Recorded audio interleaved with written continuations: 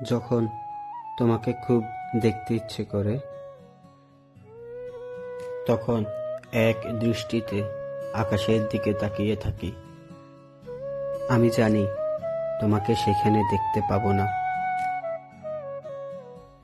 কিন্তু এটা ভেবে সান্ত্বনা পাই যে দুজনে এক আকাশের নিচেই তো আছি। তুমি আমায় শুধু একটু বিশ্বাস দিও, আমি তোমাকে এক আকাশ সম ভালোবাসা দেব।